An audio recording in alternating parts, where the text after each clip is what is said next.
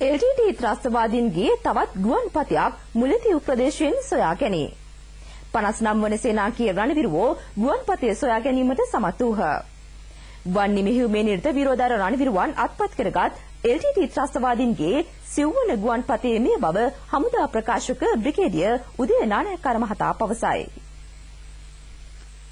අද දිනේදී යුද හමුදාවේ 59 වන සේනාංකයට අයත් බටපිරිස් විසින් මුලතිව් ප්‍රදේශයේ LTT ත්‍රස්තවාදීන්ගේ ගුවන්පතය අත්පත් කරගනු ලැබුවා. මුලතිව් කලපුවේ බස්නා බටහිර යුරේ සිට කිලෝමීටර් 5ක් පමණ බටහිරට තමයි මෙය සකස් කරලා තියෙන්නේ. ඒ සමගම තවත් ඒ යවට ගොඩනැගිලි ගුවන් යාන අංගන දෙකකින් සමන්විත තවත් මාර්ග පද්ධතියකින් සමන්විත මීටර් 100කින් පළල මෙම ගුවන්පතය අද දිනේදී අත්පත් කරගෙන එම ප්‍රදේශ තුළ තවදුරටත් සෝදිසි මෙහෙයුම් කටයුතු වල 59 වන සේනාංකයේ බටපිරිස් නිරත වෙලා සිටිනවා.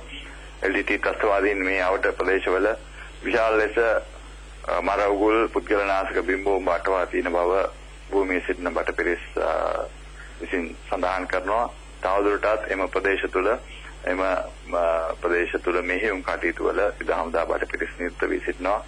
මෙය LTT ත්‍රස්තවාදීන් සතුව තිබූ ගුවන්පත වලින් යුද හමුදා විසින් සොයා ගන්නා ලද 4 වන ගුවන්පතේ හැටියට සඳහන් කරන්න පුළුවන්. ත්‍රස්තවාදීන් සතුව තිබූ පනික්කම්කුලම් ගුවන්පතය පුනරින් පරන්තන මාර්ගයේ පිහිටි ගුවන්පතය සහ මන්කුලම් වලට ඊශාන දිගින් හා අම්පකාමම් ප්‍රදේශයට උතුරින් පිහිටි ගුවන්පතය මීට පෙර ආරක්ෂක හමුදාවෝ අත්පත් කරගත්හ.